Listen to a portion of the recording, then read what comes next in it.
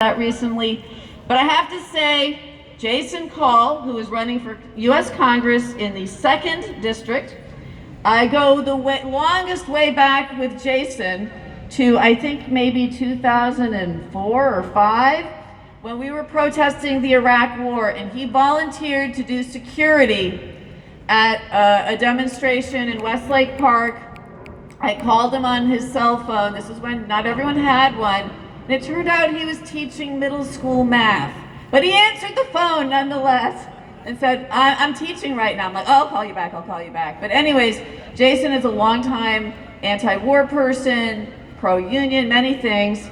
And currently he is running for Congress and wants to go on record on this issue. So please welcome Jason Call. So I am not here to campaign, but I do want people to know that there are choices. I am running against a guy who's on the House Armed Services Committee, takes a massive amount of money from the fossil fuel industry and the military industrial complex, and we've got a real chance to flip that seat this year. As Jane said, I have been marching with PSL, with the Answer Coalition, and with Veterans for Peace for at least 20 years.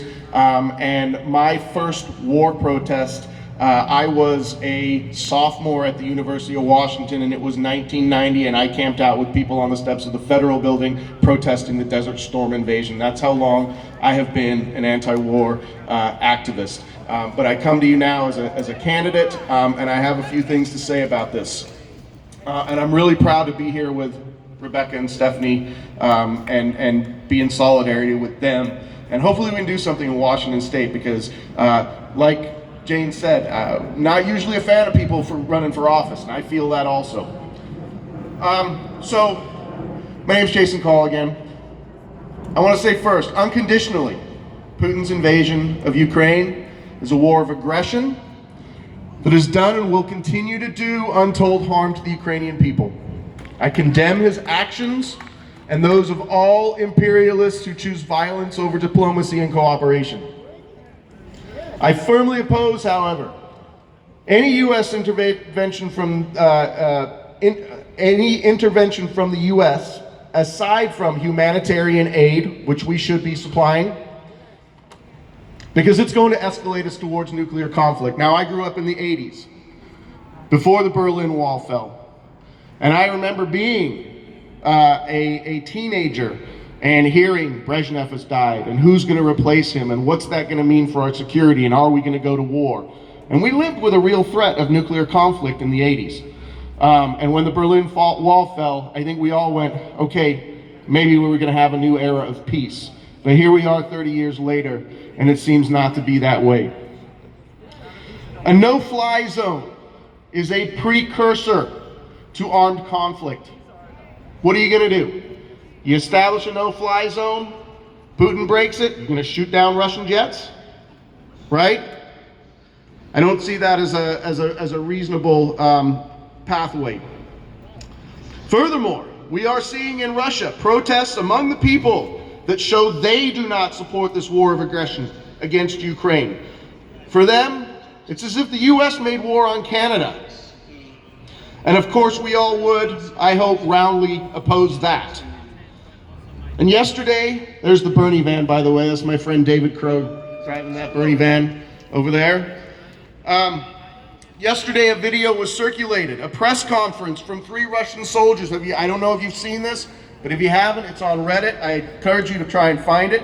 A press conference where these Russian soldiers said they were lied to about their military maneuvers by Putin, that they were told Ukraine was under attack from neo-Nazi factions and they were sent there to protect Ukrainian citizens. When they arrived and realized their command was to be the aggressors, we see that they have turned themselves in. They were captured, but they said, we're doing the wrong thing. These Russian soldiers said that many Russian soldiers are opposing these illegal orders and refusing to fight. This is how the war will end. When the Russian people, the Russian soldiers recognize the criminality of their war and they reject their warmongering leaders. But what we must do now is to be here as we are doing, showing moral support to the people of Ukraine who are fighting to protect their home, and to the Russian people who are risking arrest, and soldiers who are likely risking charges of treason, potential execution. And I want you to know, and I'm sure people in here who are in the military know how hard it must be to be a part of the military and reject the orders of your commanders, and what it is that you may face on the back end of that.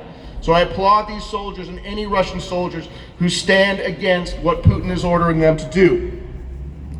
What we do not need is to escalate violence, including the violence done by economic sanctions, which always hurt the poor, the working class, and the most vulnerable.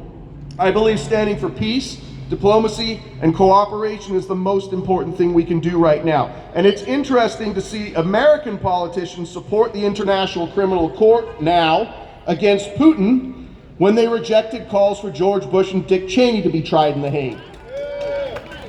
One of the points that is being raised over the last week is that the U.S. is in no position to moralize to Russia when we have participated in over 60 coup attempts worldwide since World War II and have engaged in 2 major wars in Iraq and Afghanistan, one built wholly on lies and one that could have been avoided if our goals were really peace.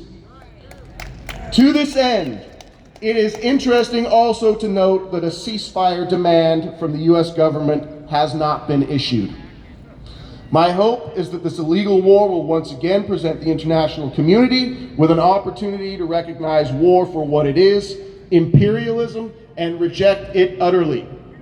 And I revive the calls for global nuclear disarmament now. Our leaders have failed us to this point, but we don't have to fail the future. Solidarity.